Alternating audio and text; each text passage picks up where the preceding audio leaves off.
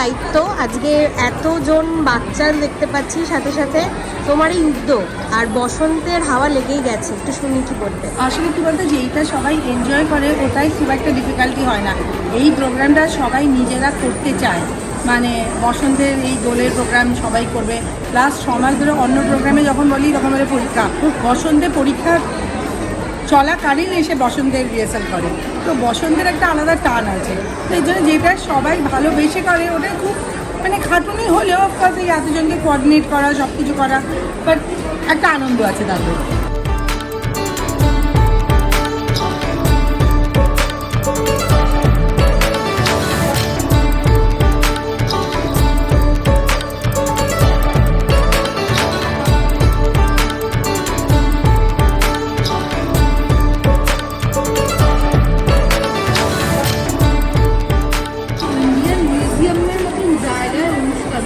হ্যাঁ, কিন্তু এটা আমরা অনেক বছর ধরে করছি, আর ইন্ডিয়ান মিউজিয়ামেই অনেক বছর হয়ে গেল।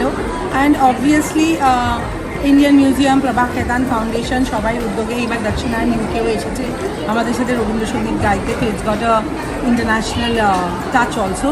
সো অল টুগেদার প্রোগ্রামটা সবাই বেশ এনজয় করে, আনন্দের সাথে নাচে, আমরা আনন্দের সাথে গান গাই ডিফারেন্ট জায়গা থেকে এসে। তার আগে আমাদের একটা গানের ওয়ার্কশপ হয়েছে, একটা নাচের ওয়ার্কশপ হয়েছে। তো নাচের ওয়ার্কশপে ডিফারেন্ট স্টুডেন্টসরা ডিফারেন্ট জায়গা থেকে এসে নাচ করেছে, গান করছে। সো আমরা ইটস ওপেন টু অল, দীক্ষামাঝি স্টুডেন্টরা তো আছে, তার সাথে যারা করতে চায় তাদের জন্যও খোলা হয়েছে ব্যাপারটা। সো সব মিলিয়ে উই আর এনজয়িং বসন্ত হোলি।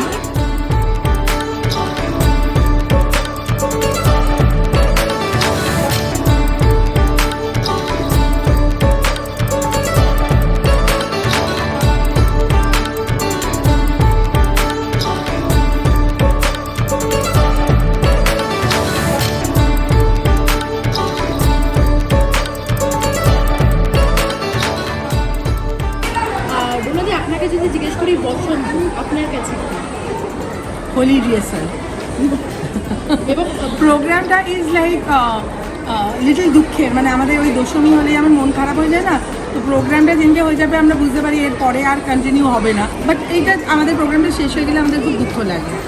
একদম, এবং বসন্ত মানেই তো রঙের উৎসব। অফকোর্স আপনার কাছে প্রেমের রং যদি জিজ্ঞেস করি কি? বসন্ত হলে সামাও হলুদ হলুদ একটা ভাব আসে, মানে সবাই মনে হয় হলুদ কেন পরনি, তো হলুদ হলুদ ব্যাপার একটা।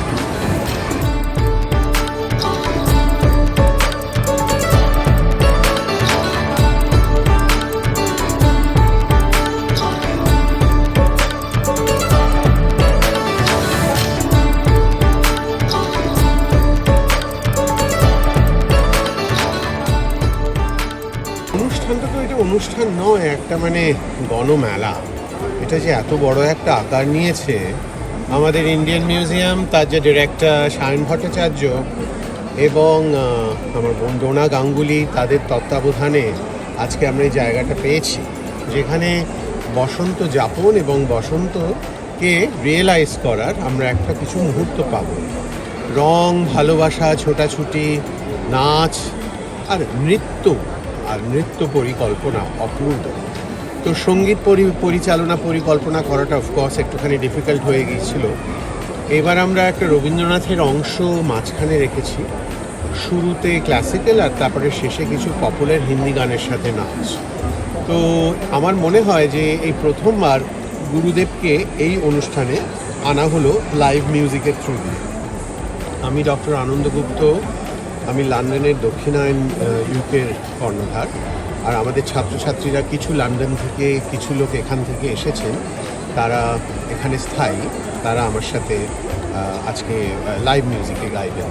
তো এটা মানে একটা অসাধারণ অভিব্যক্তি এবং অভিজ্ঞতা, যে আপনারা দেখবেন একটু বাদে ড্রোনে ছবি তোলা হবে, ওপর থেকে